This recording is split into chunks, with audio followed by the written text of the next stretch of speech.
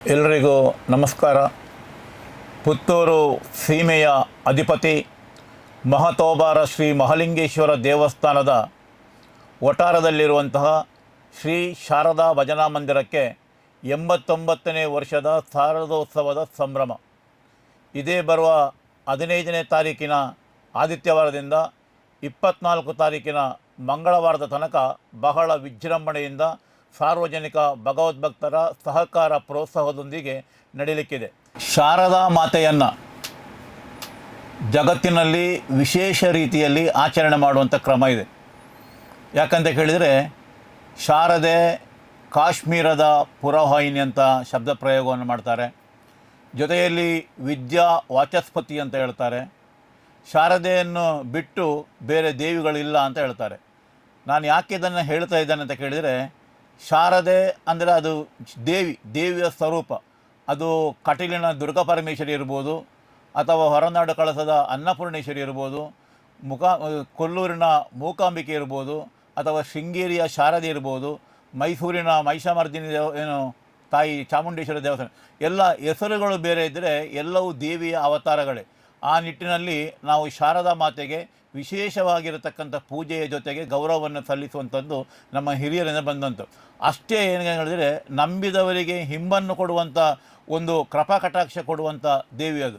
ಉದಾಹರಣೆ ನಿಮಗೆ ಹೇಳಬೇಕಂತಾಗಿದ್ದರೆ, ನಮ್ಮ ಭಜನಾ ಮಂದಿರದಲ್ಲಿ ಕಳೆದ 2-3 ವರ್ಷಗಳ ಹಿಂದೆ ದಿನಾ ಸಂಜೆ ನಾವು ಭಜನಾ ಮಂದಿರಕ್ಕೆ ಬರುವಾಗ ಒಂದು ಹೂವಿನ ಚೆಂಡು, ಸ್ವಲ್ಪ ಮಲ್ಲಿಗೆ, ಕರ್ಪೂರ ಇತ್ಯಾದಿಗಳು ಕಿಟಕಿಯ ಮೂಲಕ ನಮ್ಮ ಭಜನಾ ಮಂದಿರಕ್ಕೆ ಆಗ್ತಾಯಿದ್ರು. ಯಾರು ಅಂತ ಕೇಳುವಾಗ ಯಾರಿಗೂ ಗೊತ್ತಿಲ್ಲ ಯಾರು ಆಗ್ತಾಯಿದ್ದಾರೆ ಅಂತೇಳಿ. ಒಂದು ದಿವಸ ನಾವು ಕಾದು ಕೂತ್ಕೊಂಡು ನೋಡಿದ್ದೆವು, ಯಾರು ಆಗ್ತಾರೆ ನೋಡುವ ಅಂತ.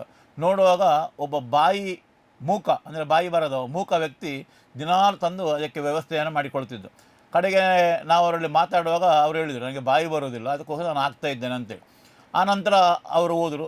ಸ್ವಲ್ಪ ಸಮಯದ ನಂತರ ಪುನಃ ಬರುವಾಗ ಒಂದು ಸ್ಟ್ಯಾಂಡಿಂಗ್ ಫ್ಯಾನ್ ಮತ್ತೊಂದು ಸೀಲಿಂಗ್ ಫ್ಯಾನನ್ನು ಭಜನಾ ಮಂದಿರಕ್ಕೆ ಈಗಲೂ ಕೊಟ್ಟಿದ್ದಾರೆ. ಈಗಲೂ ಕೂಡ ಅದು ಭಜನಾ ಮಂದಿರ ನೀವು ನೋಡ್ಬೋದು. ಯಾಕೆ ಕೊಟ್ಟಿದ್ದಾರೆ ಅಂತ ಕೇಳಿದರೆ, ಅವರಿಗೆ ಬಾಯಿ ಬಂತು, ಆ ಕಾರಣಕ್ಕೋಸ್ಕರ ಅವರು ಕೊಟ್ಟರು ಅಂತ. ಆನಂತರ ಒಂದು ಫಂಕ್ಷನ್ನಲ್ಲಿ, ಬಂಟ್ವಾಳ ತಾಲೂಕಿನ ಒಂದು ಟೈಲರ್ ಅಸೋಸಿಯೇಷನ್ನ ಫಂಕ್ಷನ್ ನಡೀತದೆ. ಆ ಫಂಕ್ಷನ್ನಲ್ಲಿ ಅವರಿಗೆ ಸನ್ಮಾನ ಕಾರ್ಯಕ್ರಮ ಇತ್ತು. ಅವತ್ತು ಗೊತ್ತಾಯಿತು ಅವರೊಬ್ಬರು ಮುಸ್ಲಿಂ ವ್ಯಕ್ತಿ ಅಂತ. ಅಂದರೆ ನಾನು ಯಾಕೆ ಹೇಳ್ತಾನೆ ಅಂತ ಕೇಳಿದರೆ, ಮುಸ್ಲಿಂ ವ್ಯಕ್ತಿಯ ಬಗ್ಗೆ ಹೇಳ್ತಾ ಇಲ್ಲ, ಎಲ್ಲ ಜಾತಿ ಧರ್ಮ ಅಥವಾ ಏನು ಅವರವರ ವೈಯಕ್ತಿಕ ವಿಚಾರಗಳನ್ನು ಬಿಟ್ಟು ಶಾರದೆಯ ಮೇಲೆ ವಿಶೇಷವಾಗಿರತಕ್ಕಂಥ ಭಕ್ತಿ ಇರುವಂಥ ಜನ ಇರುವಾಗ, ಅದೇ ರೀತಿ ನಮ್ಮ ಕಾಣಿಕೆ ಡಬ್ಬದಲ್ಲಿ ನೀವು ನೋಡ್ಬೋದು. ನಾವು ಕಾಣಿಕೆ ಡಬ್ಬಿಯನ್ನು ಓಪನ್ ಮಾಡುವಾಗ ಅದು ಕಿವಿದ್ದಿರ್ಬೋದು, ಬೆಳ್ಳಿದ್ದು, ಅಥವಾ ಕಾಲಿಗೆ ಸಂಬಂಧಪಟ್ಟ ಇರ್ಬೋದು, ನರಗಳಿಗೆ ಸಂಬಂಧಪಟ್ಟದಿರ್ಬೋದು, ಹರಕೆ ರೂಪದಲ್ಲಿ ಕೊಡುವಂಥದ್ದು. ನಾನು ಅದಕ್ಕೆ ಹೇಳಿದೆ, ಸೀರೆಯನ್ನು ಹರಕೆ ಕೊಡುವವರು ಕೊಡ್ಬೋದು, ಮಲ್ಲಿಗೆಯನ್ನು ಕೊಡುವುದು, ಸೇವೆಯನ್ನು ಮಾಡಿಸುವವರು ಮಾಡ್ಬೋದು. ಹೀಗೆ ಬೇರೆ ಬೇರೆ ವಿಧಾನಗಳಲ್ಲಿ ಶಾರದೆ ಇವತ್ತು ವಿಶೇಷವಾಗಿರತಕ್ಕಂಥ ಸ್ಥಾನಮಾನವನ್ನು ನಮ್ಮಲ್ಲಿ ಈ ಶಾರದಾ ಭಜನಾ ಮಂದಿರಕ್ಕೆ ಇತಿಹಾಸ ಇದೆ. ಸುಮಾರು 100 ವರ್ಷಗಳ ಹಿಂದೆ ಪುತ್ತೂರಿಗೆ ಮಹಾಮಾರಿ ರೋಗ ಬಂದಿತ್ತು. ಆ ಸಂದರ್ಭದಲ್ಲಿ ಇಲ್ಲಿಯ ಭಕ್ತರೆಲ್ಲ ಒಟ್ಟು ಸೇರಿ ಸುಬ್ರಾಯ, ಕಲ್ಲುರಾಯ ಮತ್ತು ಮಂಜುನಾಥ ಆಚಾರ್ಯರ ನೇತೃತ್ವದಲ್ಲಿ ಬಲ್ನಾಡಿನ ತಾಯಿ ಉಳ್ಳಾಳ್ತಿಯನ್ನು ಪ್ರಾರ್ಥಿಸುವುದು ಅಂತ ತೀರ್ಮಾನ ಮಾಡ್ತಾರೆ. ಊರಿನವರೆಲ್ಲ ಜೊತೆ ಸೇರಿಕೊಂಡು ಬಲ್ನಾಡಿಗೆ ಕಾಲ್ನಡಿಗೆಯಲ್ಲಿ ಹೋಗ್ತಾರೆ. ಹೋಗಿ ದೇವಿಯ ಸನ್ನಿಧಿಯಲ್ಲಿ ತಮ್ಮ ಬೇಡಿಕೆಯನ್ನು ಈಡೇರಿಸಿಕೊಡಬೇಕು ಅಂತ ದೇವರಲ್ಲಿ ಪ್ರಾರ್ಥನೆಯನ್ನು ಮಾಡ್ತಾರೆ. ಏನು ಬೇಡಿಕೆ ಅಂತ ಕೇಳಿದರೆ, ಊರಿನಲ್ಲಿ ಮಾರಿ ರೋಗ ಬಂದಿದೆ, ಈ ಮಾರಿ ರೋಗವನ್ನು ಗುಣಪಡಿಸಬೇಕು ಎಂದು ದೇವರಲ್ಲಿ ಬೇಡಿಕೊಳ್ಳುವಂಥದ್ದು. ಅದಕ್ಕೆ ದೇವಸ್ಥಾನದಿಂದ ಅಭಯ ಆಗ್ತದೆ, ನೀವು ಮನೆಗೆ ಭಜನೆಯ ಮೂಲಕ ತೆರಳಿ ನನ್ನ ಪ್ರಸಾದವನ್ನು ಅವರಿಗೆ ಕೊಟ್ಟರೆ ಈ ರೋಗ ಕಡಿಮೆ ಆಗ್ತದೆ ಅಂತ ದೇವಿಯ ಅಭಯ ಆಗ್ತದೆ. ಅದೇ ರೀತಿ ಅಲ್ಲಿಯ ದೇವಸ್ಥಾನಕ್ಕೆ ಹೋದಂಥ ಭಗವದ್ಭಕ್ತರು ಊರಿಗೆ ಬಂದು ಶೃಂಗೇರಿ ಶಾರದಾ ದೇವಿಯ ಭಾವಚಿತ್ರವನ್ನು ಒಂದು ಹಗ್ಗದಲ್ಲಿ ಕಟ್ಟಿ ಅದನ್ನು ಕುತ್ತಿಗೆಗೆ ಹಾಕಿಕೊಂಡು ಯಾರೆಲ್ಲ ರೋಗಗ್ರಸ್ತ ಮನೆಗಳು ಇದೆ ಅಂದರೆ ಆ ರೋಗಿಗಳಿದ್ದಾರೆ ಅವರ ಮನೆಗಳಿಗೆ ತೆರಳಿ ಅಲ್ಲಿ ಭಜನೆಯನ್ನು ಮಾಡಿ ದೇವಿಯ ಪ್ರಸಾದವನ್ನು ಹಚ್ಚಿದಾಗ ಆ ರೋಗ ಗುಣ ಆಯಿತು ಅಂತ ನಂಬಿಕೆ ನಮ್ಮೆಲ್ಲರೂ. ಆನಂತರ ಇಲ್ಲಿಗೆ ಬಂದು ಅದಕ್ಕೆ ಬೇಕಾದಂಥ ವ್ಯವಸ್ಥೆಗಳನ್ನೆಲ್ಲ ಕಲ್ಪಿಸಿಕೊಳ್ತಾರೆ. ಆ ಬಳಿಕ ಸುಮಾರು 86 ವರ್ಷಗಳ ಹಿಂದೆ ಊರಿನ ಭಕ್ತರೆಲ್ಲ ಸೇರಿಕೊಂಡು ಒಂದು ದೇವಿಯ ಮಂದಿರವನ್ನು ನಿರ್ಮಾಣ ಮಾಡಬೇಕೆಂಬಂಥ ಉದ್ದೇಶದಿಂದ ಶಾರದಾ ಭಜನಾ ಮಂದಿರವನ್ನು ಕಳೆದ 89 ವರ್ಷಗಳ ಹಿಂದೆ ಇಲ್ಲಿ ಸ್ಥಾಪನೆ ಮಾಡ್ತಾರೆ, ಮಹಾಲಿಂಗೇಶ್ವರ ದೇವಸ್ಥಾನದ ಜಾಗದಲ್ಲಿ. ಆನಂತರ ಅದು ಅಲ್ಲಿಂದ ಕಳೆದ 34 ವರ್ಷಗಳ ಹಿಂದೆ ದೇವಿಯರ ಸ್ವಂತ ಜಾಗಕ್ಕೆ ಅಲ್ಲಿಂದ ಅದನ್ನು ವರ್ಗಾವಣೆ ಆಗ್ತದೆ. ಈಗ ತನ್ನ ಸ್ವಂತ ಇದರಲ್ಲಿ ಅದು ದೇವಿ ದೇವಸ್ಥಾನ ಆಗಿ ಪೂಜೆ ಪುರಸ್ಕಾರ ನಡೀತಾ ಇದೆ. ಆ ನಂತರ ಈಗಲೂ ಕೂಡ ಜನವರಿ ತಿಂಗಳ 14ನೇ ತಾರೀಕಿನ ಮಕರ ಸಂಕ್ರಮಣದಂದು ಶ್ರೀ ಉಳ್ಳಾಳ್ತಿ ದೇವಸ್ಥಾನಕ್ಕೆ ಕಾಲ್ನಡಿಗೆ ಮೂಲಕ ಇಲ್ಲಿಂದ ಭಜನೆ ಹೋಗಿ ಅಲ್ಲಿ ಭಜನೆಯನ್ನು ನೆರವೇರಿಸಿ ಪುನಃ ಕಾಲ್ನಡಿಗೆಯಲ್ಲಿ ಬರುವಂಥ ಕಾರ್ಯಕ್ರಮಗಳು ಪುತ್ತೂರಿನಲ್ಲಿ ಬಹಳ ವರ್ಷಗಳಿಂದ ನಡೀತಿದೆ. ಅದೇ ರೀತಿ ಶಾರದಾ ಮಂಜಿನದ ಭಜನಾ ಮಂದಿರ ಶಿವರಾತ್ರಿ ದಿವಸ ದೇವರ ರಥೋತ್ಸವ ಸಂದರ್ಭದಲ್ಲಿ ಉಳ್ಳಾಳ್ತಿಯ ಭಂಡಾರ ಬರುವಾಗ ಅಲ್ಲಿ ದೇವರಿಗೆ ಭಂಡಾರ ಬರುವ ದಿವಸ ದೇವರಿಗೆ ಕಾಣಿಕೆಯನ್ನು ಅರ್ಪಿಸಿ ಅಲ್ಲಿ ಭಜನಾ ಕಾರ್ಯಕ್ರಮ ಇತ್ಯಾದಿ ಕಾರ್ಯಕ್ರಮಗಳು ನಿರಂತರವಾಗಿ ನಡೀತಿದೆ. ಈಗ ಇಲ್ಲಿ 89ನೇ ವರ್ಷದ ಶಾರದೋತ್ಸವ ನಡೀತದೆ. ಈ ಶಾರದೋತ್ಸವವನ್ನು ನಮ್ಮ ಹಿರಿಯರಾಗಿರತಕ್ಕಂಥ ಜನಾರ್ದನ ಟೈಲರ್ ಇರ್ಬೋದು, ಸೇಸಪ್ಪಣ್ಣ ಇರ್ಬೋದು, ಮಹಾಲಿಂಗಾಚಾರಿ ಇರ್ಬೋದು, ದಿವಂಗತ ನಾರಾಯಣ ಹೆಬ್ಬಾರಬೈಲ್ ಇರ್ಬೋದು, ಎಚ್ ನಾರಾಯಣರು, ಕೆ ಪಿ ಶೆಟ್ಟಿ, ಮುಳಿಯ ಶಾಂಭಟ್, ಅನಂತ್ ಶೆಣೈ, ಗೋಪಾಲಕೃಷ್ಣಣೈ, ಮಂಜಯಾಚಾರಿ, ಹೀಗೆ ಆದರ್ಶ ನಾರಾಯಣ, ಹೀಗೆ ಇವರೆಲ್ಲ ಸೇರಿಕೊಂಡು 4 ಆಣೆ 8 ಆಣೆ 1 ರೂಪಾಯಿಯನ್ನು ಕಲೆಕ್ಷನ್ ಮಾಡಿಕೊಂಡು ಈ ಶಾರದೋತ್ಸವವನ್ನು ಅವರ ಶಕ್ತಿಗೆ ಅನುಗುಣವಾಗಿ ಬಹಳ ಚೆನ್ನಾಗಿ ನಡೆಸ್ಕೊಂಡು ಬರ್ತಾಯಿದ್ರು. ಈ ಬಾರಿ ಶಾರದೋತ್ಸವವನ್ನು ಸ್ವಲ್ಪ ವಿಭಿನ್ನ ರೀತಿಯಲ್ಲಿ ಮಾಡಬೇಕೆಂಬಂಥ ಉದ್ದೇಶದಿಂದ, ಯಾಕೆ ವಿಭಿನ್ನ ರೀತಿಯಲ್ಲಿ ಮಾಡಬೇಕಂದರೆ ಕಳೆದ 2 ವರ್ಷಗಳ ಹಿಂದೆ ಪುತ್ತೂರಿನ ಏನು ಕೊರೋನಾ ರೋಗ ಬಂದಿತ್ತು. ಈ ಸಂದರ್ಭದಲ್ಲಿ ಅಷ್ಟು ವಿಜೃಂಭಣೆಯಿಂದ ಮಾಡಲಿಕ್ಕೆ ಆಗಲಿಲ್ಲ. ದೇವಸ್ಥಾನಕ್ಕೊಂದು ಸುತ್ತು ಬಂದು ದೇವಸ್ಥಾನದ ಎದುರಿನ ಕರೆಯಲ್ಲಿ ಈ ಶಾರದೆಯನ್ನು ವಿಸರ್ಜನೆ ಮಾಡುವಂಥ ಒಂದು ಸಂಪ್ರದಾಯವನ್ನು ಪ್ರಾರಂಭ ಮಾಡಿದರು. ಇದರಲ್ಲಿ ಜನರಿಗೆ ಒಂದು ರೀತಿ ಅಸಮಾಧಾನ ಇತ್ತು, ಇದು ಆಗಬಾರ್ದು, ಒಳ್ಳೆ ರೀತಿಯಲ್ಲಿ ನಡಿಬೇಕೆಂಬ ಉದ್ದೇಶದಿಂದ ಹೊಸತೊಂದು ಕಮಿಟಿಯನ್ನು ಮಾಡಿ ಈ ವರ್ಷ ಶಾರದಾ ಉತ್ಸವವನ್ನು ವಿಜೃಂಭಣೆಯನ್ನು ಮಾಡಬೇಕಂತ ತೀರ್ಮಾನ ಮಾಡಿಕೊಂಡಿದ್ದಾರೆ. ಅದರ ಪ್ರಕಾರ ಊರಿನವರ ಸಹಕಾರ, ನಮ್ಮ ಎಲ್ಲ ಸಮಿತಿಯವರ ಒಟ್ಟು ಪ್ರೋತ್ಸಾಹದೊಂದಿಗೆ ಬಹಳ ವೈಭವದ ಶಾರದೋತ್ಸವ ಈ ಬಾರಿ ಆಗ್ತದೆ. ಒಂದು ಸಲ ನಾವು ಇದನ್ನು ಮಾಡಲಿಕ್ಕೆ ಪ್ರಾರಂಭ ಮಾಡಿದರೆ ಇದು ನಿತ್ಯ ನಿರಂತರವಾಗಿ ಪ್ರತಿ ವರ್ಷ ನಡೀತದೆ ಎಂಬಂಥ ನಂಬಿಕೆ ನಮ್ಮದು. ಅದಕ್ಕೆ ಆ ತಾಯಿಯ ಆಶೀರ್ವಾದವು ಖಂಡಿತ ಇದೆ. ಈ ಶಾರದೋತ್ಸವದಲ್ಲಿ ಈ ಬಾರಿ ವಿಶೇಷ ಏನಂತ ಕೇಳಿದರೆ, ಒಂದಷ್ಟು ಭಜನಾ ತಂಡಗಳು ಸುಮಾರು 1300-1500 ಜನ ಭಜನಾ ತಂಡವರು ಕುಣಿತ ಭಜನೆ ಮತ್ತು ಹೀಗೆ ನಡ್ಕೊಂಡು ಹೋಗುವ ಭಜನೆ ಮಾಡುವಂಥ ಕಾರ್ಯಕ್ರಮ ಇರ್ತದೆ. ಟ್ಯಾಬ್ಲೋ ಇರ್ತದೆ, ಹುಲಿ ವೇಷಗಳು, ಬೇರೆ ಬೇರೆ ವೇಷಗಳು ಕೂಡ ಇದರಲ್ಲಿ ಭಾಗವಹಿಸಿ ನಮ್ಮೊಟ್ಟಿಗೆ ಸಹಕಾರ ಕೊಡ್ತೇನೆ ಅಂತೇಳಿ ಈಗಾಗಲೇ ನಮ್ಮಲ್ಲಿ ಒಪ್ಪಿಗೆಯನ್ನು ಸೂಚಿಸಿದ್ದಾರೆ. ಅದೇ ರೀತಿ ದಿನಂಪ್ರತಿ ಅನ್ನದಾನ ರಾತ್ರಿ ಹೊತ್ತಲ್ಲಿ, ಮಧ್ಯಾಹ್ನದ ಅನ್ನದಾನ ಮಾಡ್ತಾ ಇಲ್ಲ. ಯಾಕಂತ ಕೇಳಿದರೆ ಮಹತ್ವಬರ ಮಹಾಲಿಂಗೇಶ್ವರ ದೇವಸ್ಥಾನದಲ್ಲಿ ನಿತ್ಯ ಮಧ್ಯಾಹ್ನ ಅನ್ನ ಸಂತರ್ಪಣೆ ನಡೀತದೆ. ಅದಕ್ಕೋಸ್ಕರ ನಾವು ರಾತ್ರಿಯ ಸಮಯದಲ್ಲಿ ಬಂದವರಿಗೆ ಎಲ್ಲರಿಗೂ ಅನ್ನ ಸಂತರ್ಪಣೆ ಮಾಡುವಂಥ ಕಾರ್ಯಕ್ರಮವನ್ನು ಇಟ್ಟುಕೊಂಡಿದ್ದೇವೆ. ಅದೇ ರೀತಿ ನಮ್ಮಲ್ಲಿ ಈ ಸಲ 2 ರೀತಿಯ ಬೇಡಿಕೆಯನ್ನು ಇಟ್ಟಿದ್ದೇವೆ ಸಾರ್ವಜನಿಕರಲ್ಲಿ.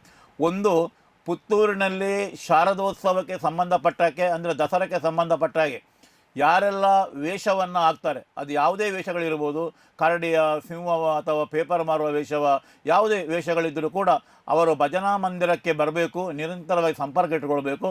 ಜೊತೆಗೆ 24ನೇ ತಾರೀಕಿಗೆ ನಡೆಯುವಂಥ ಶಾರದೋತ್ಸವದ ವೈಭವದ ಮೆರವಣಿಗೆಯಲ್ಲಿ ಭಾಗವಹಿಸಿ ಮೆರವಣಿಗೆಯಲ್ಲಿ ಪೂರ್ತಿ ಇದ್ದು ದೇವರ ಪ್ರಸಾದವನ್ನು ಸ್ವೀಕರಿಸಿ ತೆರಳಬೇಕಂತ ವಿನಂತಿ ಮಾಡಿಕೊಳ್ತಾ ಇದೆ. ಅದೇ ರೀತಿ ಇನ್ನೊಂದು ಕಾರ್ಯಕ್ರಮವನ್ನು ಇಟ್ಟುಕೊಂಡಿದ್ದೇವೆ. ಪುತ್ತೂರಿನಲ್ಲಿರುವಂಥ ಶಾಲೆಗಳಲ್ಲಿ ಕಲಿತಿರುವವರು, ಅದು ಲಾ ಕಾಲೇಜುಗಳಿರ್ಬೋದು, ಇಂಜಿನಿಯರ್ಗಳಿರ್ಬೋದು, ಅಥವಾ ಪೋಸ್ಟ್ ಗ್ರ್ಯಾಜುಯೇಷನ್ ಕಾಲೇಜುಗಳಿರ್ಬೋದು, ಹೈಸ್ಕೂಲ್ ಇರ್ಬೋದು, ಎಲಿಮೆಂಟ್ರಿ ಶಾಲೆ ಇರ್ಬೋದು, ಅಂಗನವಾಡಿ ಇರ್ಬೋದು, ಬಾಲವಾಡಿ ಇರ್ಬೋದು, ಯಾವುದು ಇದ್ದರೂ ಕೂಡ ಆ ಒಂದು ಮಗು ಅಥವಾ ಆ ಒಬ್ಬ ವ್ಯಕ್ತಿ 10 ರೂಪಾಯಿಯನ್ನು ಶಾರದಾ ಭಜನಾ ಮಂದಿರಕ್ಕೆ ದೇಣಿಗೆಯಾಗಿ ಕೊಡಬೇಕು ಅಂತ. ನಾವೇನು ಜಾಸ್ತಿ ಕೇಳ್ತಾ ಇಲ್ಲ, ಕೇವಲ 10 ರೂಪಾಯಿ ಒಂದು ಮಗುವಿನಿಂದ, ಒಬ್ಬ ವಿದ್ಯಾರ್ಥಿಯಿಂದ ಕೇವಲ 10 ರೂಪಾಯಿಯನ್ನು ಕೇಳ್ತಾ ಇದೆ. ಯಾಕೆ ನಾವು ಈ ವಿಷಯ ಕೇಳ್ತಾ ಇದ್ದೇವೆ ಕೇಳಿದರೆ, ವಿದ್ಯಾ ವಾಚಸ್ಪತಿತ್ವ ಶಾರದೆ ಅದು ಎಲ್ಲರಿಗೆ ಗೊತ್ತಿದ್ದಂತೆ ಇದ್ದೇವೆ. ಕಾಶ್ಮೀರ ಪುರವಾಹಿನಿ ಅಂತ ಹೇಳ್ತಾರೆ, ವಿದ್ಯಾ ವಾಚಸ್ಪತಿ ಅಂತ ಹೇಳ್ತಾರೆ. ವಿದ್ಯಾ ವಾಚಸ್ಪತಿಯ ವಿದ್ಯೆಗಳು ನಿರಂತರವಾಗಿ ಬರಬೇಕಾದ್ರೆ ನಾವು ದೇವರಿಗೆ ಕೊಡಬೇಕಲ್ಲ, ಆ ರೀತಿಯಲ್ಲಿ 10 ರೂಪಾಯಿಯನ್ನು ಕಲೆಕ್ಷನ್ ಕೊಡಬೇಕು. ನಮ್ಮದು ಈಗಾಗಲೇ QR ಕೋಡ್ ಇದೆ, ಅಲ್ಲದೆ ಭಜನಾ ಮಂದಿರದಲ್ಲಿ ಸ್ವೀಕರಿಸುವಂಥ ವ್ಯವಸ್ಥೆಗಳಿದೆ. ಯಾರೆಲ್ಲ ಕೊಟ್ಟು ಅದರ ರಸೀದಿಯನ್ನು ಪಡ್ಕೊಳ್ಬೋದು ವಿನಂತಿ ಮಾಡಿಕೊಳ್ತಾ ಇದೆ. ಇನ್ನೊಂದು ನಾವು ಜನರಲ್ಲಿ ಕೇಳೋದು ಅಂತ ಹೇಳಿದರೆ, ಪುತ್ತೂರಿನಲ್ಲಿ ಅಷ್ಟು ಜನ ವರ್ತಕರಿದ್ದಾರೆ. ಈ ವರ್ತಕರು ಮೆರವಣಿಗೆ ಹೋಗುವ ಸಂದರ್ಭದಲ್ಲಿ ತಮ್ಮ ಅಂಗಡಿಗಳನ್ನು, ಅಂದರೆ 15ನೇ ತಾರೀಕಿನಿಂದ ತಮ್ಮ ಅಂಗಡಿಗಳನ್ನು ಲೈಟಿಂಗ್ಸ್ನಲ್ಲಿ ಶೃಂಗಾರ ಮಾಡಬೇಕಂದ್ರೆ ನಮ್ಮ ಬೇಡಿಕೆ ಇರುವಂಥದ್ದು. ಲೈಟಿಂಗ್ಸ್ ಅಂದರೆ ವಿಪರೀತವಾದ ಲೈಟಿಂಗ್ಸನ್ನು ಹಾಕುವಂಥ ಅವಶ್ಯಕತೆ ಇಲ್ಲ, ಕೇವಲ 1-2 ಮಾಲೆ ಮಿನಿಚರ್ಗಳನ್ನ ಹಾಕಿದರೆ ಧಾರಾಳ ಸಾಕು. ಈ ರೀತಿ ಸಹಕಾರ ಕೊಡಬೇಕು. ಜೊತೆಗೆ 24ನೇ ತಾರೀಕಿನ ಶೋಭಾಯಾತ್ರೆ ಸಂದರ್ಭದಲ್ಲಿ ತಮ್ಮ ಅಂಗಡಿಯ ಮುಂದುಗಡೆ ತಳಿರು ತೋರಣಗಳಿಂದ ಶೃಂಗರಿಸಬೇಕು ಎಂಬುದನ್ನು ನಾವು ವಿನಂತಿ ಮಾಡಿಕೊಳ್ತೇವೆ. ದಯವಿಟ್ಟು ಎಲ್ಲ ವರ್ತಕರಿರ್ಬೋದು ಅಥವಾ ವಿದ್ಯಾರ್ಥಿನಿ ಮಿತ್ರರು ಇರ್ಬೋದು, ತಾವೆಲ್ಲರೂ ನಮಗೆ 10 ರೂಪಾಯಿಯನ್ನು ನಾನು ಈಗಾಗಲೇ ಹೇಳಿದಾಗೆ ಕಾಣಿಕೆಯಾಗಿ ಕೊಟ್ಟು ನಮ್ಮ ಈ ಮೆರವಣಿಗೆ ಅಥವಾ ಶಾರದೋತ್ಸವ ಬಹಳ ವಿಜೃಂಭಣೆ ನಡೆಯಲಿಕ್ಕೆ ತಮ್ಮೆಲ್ಲರ ಸಹಕಾರವನ್ನು ಬಯಸ್ತೇವೆ. ಮತ್ತೊಂದು ನಾವು ಈ ಬಾರಿ ಯೋಚನೆ ಮಾಡಿದಂತ ಕೇಳಿದರೆ, ದೇವರ ಆ ಶೋಭಾಯಾತ್ರೆಯ ದಿನ ಅಂದರೆ 24ನೇ ತಾರೀಕಿನ ಶೋಭಾಯಾತ್ರೆಯ ದಿನ ಶಾರದಾ ಮಾತೆಯ ಕಿರೀಟವನ್ನು ತೆಗೆದು ಅದಕ್ಕೆ ಮಲ್ಲಿಗೆ ಹೂವಿನ ಶೃಂಗಾರ, ನಾವು ಮಂಗಳೂರು ಕಡೆ ಹೋದರೆ ಅದನ್ನು ಜಲ್ಲಿಯ ಶೃಂಗಾರ ಅಂತ ಹೇಳ್ತಾರೆ. ಮಲ್ಲಿಗೆ ಹೂವಿನ ಶೃಂಗಾರವನ್ನು ಮಾಡಬೇಕು. ಒಂದು ವಿಶೇಷವಾದಂಥ ಅಲಂಕಾರ ಅದು. ಅದಕ್ಕೆ ಈಗಾಗಲೇ ಭಗವದ್ಭಕ್ತರಲ್ಲಿ ವಿನಂತಿ ಮಾಡಿಕೊಂಡಿದ್ದೇವೆ. ಮಲ್ಲಿಗೆಯನ್ನು ಹರಕೆಯ ರೂಪದಲ್ಲಿ ಕೊಡುವವರಿಗೆ ಅವಕಾಶ ಇದೆ, ಆದ್ದರಿಂದ ಅದರಲ್ಲಿ ಭಾಗವಹಿಸಬೇಕು. ಅದೇ ರೀತಿ ದೇವರು ಸವಾರಿ ಹೋಗುವಂಥ ಅಂದರೆ ದೇವರ ಮೆರವಣಿಗೆ ಹೋಗುವಂಥ ಆ ಟ್ರಕ್ಕನ್ನು ಕೂಡ ಮಲ್ಲಿಗೆ ಹೂವಿನ ಶೃಂಗಾರದೊಂದಿಗೆ ಮಾಡಬೇಕಂತ ತೀರ್ಮಾನ ಮಾಡಿದೆ. ಈಗಾಗಲೇ ಅದಕ್ಕೆ ನಮ್ಮ ಸಮಿತಿಯವರು ಮತ್ತು ಊರಿನ ಜನ ಒಳ್ಳೆಯ ರೀತಿಯ ಬೆಂಬಲವನ್ನು ಕೊಟ್ಟಿದ್ದಾರೆ. ಆ ನಿಟ್ಟಿನಲ್ಲಿ 2 ಕಾರ್ಯಕ್ರಮಗಳು ಭಾಳ ಯಶಸ್ವಿಯಾಗಿ ನಡೀತಾ ಎಂಬ ನಂಬಿಕೆ ನಮ್ಮದು. ಅದರ ಜೊತೆಗೆ ತಾಯಿ ಶಾರದೆಗೆ ಸೀರೆಯನ್ನು ಕೊಡುವರು, ಹರಕೆ ಕೊಡುವರು ತುಂಬ ಜನ ಇದ್ದಾರೆ. ಆ ಸೀರೆಯನ್ನು ಈಗಾಗಲೇ ಕಳೆದ ಒಂದು 5-6 ವರ್ಷಗಳಿಂದ ತಿಂಗಳು ಒಟ್ಟು ಒಂದು ಶಾರದೋತ್ಸವದಲ್ಲಿ 20-25 ಸೀರೆಗಳು ಬರ್ತಾಯಿದೆ. ಅದಕ್ಕೂ ಕೂಡ ಅವಕಾಶ ಇದೆ. ಅದರ ಜೊತೆಗೆ ಸಣ್ಣ ಮಕ್ಕಳಿಗೆ ಅಕ್ಷರ ಅಭ್ಯಾಸವನ್ನು ಮಾಡುವಂಥ ಒಂದು ಯೋಚನೆ ಕೂಡ ಹಲವಾರು ವರ್ಷ ನಡೀತದೆ. ಈ ಬಾರಿಯೂ ನಡೀತದೆ. ಯಾರಿಗಾದರೂ ಅಕ್ಷರಾಭ್ಯಾಸವನ್ನು ಕಲಿಬೇಕು ಅಂತಾದರೆ ಅಲ್ಲಿ ಶಾರದಾ ಭಜನಾ ಮಂದಿರದಲ್ಲಿ ಬಂದು ಅಲ್ಲಿ ಆ ಸೇವೆಯನ್ನು ಮಾಡಲಿಕ್ಕೆ ನಿಮಗೆ ಮುಕ್ತ ಅವಕಾಶವನ್ನು ನಾವು ಕೊಡ್ತಾ ಇದ್ದೇವೆ. ಅದೇ ರೀತಿ ವೇಷಧಾರಿಗಳು ಈ ಮೊದಲು ಶಾರದಾ ಭಜನಾ ಮಂದಿರದ ಉತ್ಸವದ ಟೈಮ್ನಲ್ಲಿ ಎಲ್ಲ ವೇಷಗಳು ಯಾರೆಲ್ಲ ವೇಷವನ್ನು ಧರಿಸಿದರೆ ಅವರೆಲ್ಲರೂ ಮೆರವಣಿಗೆಯಲ್ಲಿ ಪಾಲ್ಗೊಳ್ತಾ ಇದ್ದರು. ಆದರೆ ಕಳೆದ ಕೆಲವು ವರ್ಷಗಳಿಂದ ಪಾಲ್ಗೊಳ್ತಾ ಇಲ್ಲ. ಕಾರಣ ಏನಪ್ಪ ಅಂತ ಕೇಳಿದರೆ, ಮಹಾಲಿಂಗೇಶ್ವರ ದೇವಸ್ಥಾನದ ಕೆರೆಯಲ್ಲಿ ಶಾರದೆಯ ವಿಸರ್ಜನೆ ಆಗ್ತಾಯಿತ್ತು.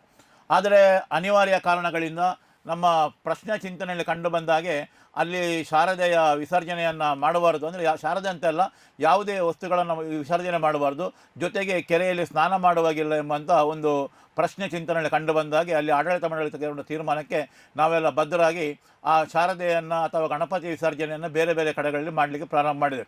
ಆ ಸಂದರ್ಭದಲ್ಲಿ ವೇಷಧಾರಿಗಳಿಗೆ ಸ್ನಾನಕ್ಕೆ ಅವಕಾಶಗಳಿರಲಿಲ್ಲ. ಅದಕ್ಕೆ ಈ ಸಲ ನಾವು ಕೇರಳದ ಪಯ್ಯನ್ನೂರಿನಲ್ಲಿ ಈ ಬಗ್ಗೆ ಪ್ರಶ್ನೆಯನ್ನು ಕೇಳಿದಾಗ ನಮಗೆ ಕಂಡು ಬಂದಂಥ ವಿಚಾರ ಏನಂತ ಕೇಳಿದರೆ, ದೇವಸ್ಥಾನದ ಕೆರೆಯಲ್ಲಿ ಸ್ನಾನ ಮಾಡಲಿಕ್ಕೆ ಅವಕಾಶ ಇಲ್ಲ, ಆ ಕಾರಣದಿಂದ ಬಹುಶಃ ವೇಷಧಾರಿಗಳು ಕಡಿಮೆ ಆಗಿರೋದು. ಅದಕ್ಕೆ ಏನು ಪ್ರಾಯಶ್ಚಿತ್ತ ಅಂತ ಕೇಳಿದ್ದಕ್ಕೆ ಜೋಯಿಸಲು ಹೇಳಿದ್ದು ಏನಂತ ಕೇಳಿದರೆ, ನೀವು ಶಾರದಾ ವಿಸರ್ಜನೆಯಲ್ಲಿ ಎಲ್ಲ ವೇಷಧಾರಿಗಳು ಕಡ್ಡಾಯವಾಗಿ ಪಾಲ್ಗೊಳ್ಬೇಕು, ಜೊತೆಗೆ ಮೆರವಣಿಗೆ ಆದ ನಂತರ ವಿಸರ್ಜನೆಯಲ್ಲಿ ಕೂಡ ಅವರು ಇರಬೇಕು, ಪ್ರಸಾದವನ್ನು ಸ್ವೀಕರಿಸಿಕೊಳ್ಬೇಕು, ದೇವಸ್ಥಾನದ ಕೆರೆಯ ನೀರನ್ನು ತಂದು ಭಜನಾ ಮಂದಿರದ ತೀರ್ಥದೊಂದಿಗೆ ಅದನ್ನು ಬೆರೆಸಿ ಅದನ್ನು ಬಂದಿರತಕ್ಕಂಥ ಎಲ್ಲ ವೇಷಧಾರಿಗಳಿಗೆ ಸಂಪ್ರೋಕ್ಷಣೆ ಮಾಡಿದರೆ ಈ ವೇಷಧಾರಿಗಳಿಗೂ ಕ್ಷೇಮ, ನಾವು ಕಾರ್ಯಕ್ರಮವನ್ನು ಏನು ಮಾಡ್ತೇವೆ ಊರಿಗೂ ಒಳ್ಳೆಯದಾಗ್ತದೆ ಎಂಬುದನ್ನು ನಾವು ಜೋಯಿಸಲು ಹೇಳಿದ್ದಾರೆ. ಆ ರೀತಿ ನಾವು ಈಗಾಗಲೇ ಕೇಳಿಕೊಳ್ಳುವಂಥದ್ದು, ಎಲ್ಲ ವೇಷಧಾರಿಗಳು ಕಡ್ಡಾಯವಾಗಿ ಮತ್ತು ಅವಶ್ಯಕವಾಗಿ ಈ ಒಂದು ಮೆರವಣಿಗೆಯಲ್ಲಿ ನಂತರ ಪ್ರಸಾದವನ್ನು ಸ್ವೀಕರಿಸಿಕೊಂಡು ತಾವು ತೆರಳಬೇಕಂತೇಳಿ ಈ ಮೂಲಕ ನಿಮ್ಮಲ್ಲಿ ವಿನಂತಿಯನ್ನು ಮಾಡ್ತಾ ಇದೆ. ನಮ್ಮ ಮೆರವಣಿಗೆ ಹಾಗೆ ಭಾಳ ವಿಶೇಷವಾಗಿರತಕ್ಕಂಥದ್ದು 5 ಗಂಟೆಗೆ ಸರಿಯಾಗಿ ಬೊಳುವಾರು ಆಂಜನೇಯ ಮಂತ್ರಾಲಯದ ಎದುರುಗಡೆಯಿಂದ ಹೊರಡುತ್ತದೆ. ಮಾನ್ಯ ಮಂಗಳೂರು ಲೋಕಸಭಾ ಕ್ಷೇತ್ರದ ಸಂಸದರಾದಂಥ ನಳಿನ್ ಕುಮಾರ್ ಕಟೀಲ್ರವರು ಇದರ ಉದ್ಘಾಟನೆಯನ್ನು ಮಾಡ್ತಾರೆ. ಮೆರವಣಿಗೆ ಬೊಳುವಾರಿನಿಂದ ಹೊರಟು ದರ್ಬೆಯಿಂದ ಪರ್ಲಡಕದಿಂದ ಸೀದಾ ಕಲ್ಲಿಮಾರಿಗೆ ಬಂದು ಚೇತನ ಹಾಸ್ಪಿಟಲ್ನ ಮುಂದುಗಡೆಯಿಂದ ಕೋರ್ಟ್ ರಸ್ತೆಯಿಂದ ಲಕ್ಷ್ಮೀ ವೆಂಕಟರಮಣ ದೇವಸ್ಥಾನದ ಮುಂದುಗಡೆಯಿಂದ ಬಂದು ದೇವಸ್ಥಾನದ ಎದುರಿನ ಕೆರೆಯಲ್ಲಿ ವಿಸರ್ಜನೆ ಆಗ್ತದೆ. ಈ ಎಲ್ಲ ಕಾರ್ಯಕ್ರಮದಲ್ಲಿ ಭಗವದ್ಭಕ್ತರಾದ ತಾವೆಲ್ಲರೂ ಭಾಗವಹಿಸಬೇಕು. ಈ ಒಂದು ಮೆರವಣಿಗೆ ಅಥವಾ ಶಾರದೋತ್ಸವ ಬಹಳ ವಿಜೃಂಭಣೆಯಿಂದ ನಡಿಬೇಕು, ತಮ್ಮೆಲ್ಲರ ಸಹಕಾರ ಬೇಕು ಅಂತ ಈ ಮೂಲಕ ತಮ್ಮಲ್ಲಿ ವಿನಂತಿಯನ್ನು ಮಾಡಿಕೊಳ್ತಾ ಇದ್ದೇನೆ. ವಸ್ತುನಿಷ್ಠತೆ, ವಿಶ್ವಾಸಾರ್ಹತೆ, ನಿಖರತೆಗಾಗಿ ನೋಡ್ತಾ ಇರಿ ನ್ಯೂಸ್ ಪುತ್ತೂರು, ಜನಮನದ ಪ್ರತಿಧ್ವನಿ.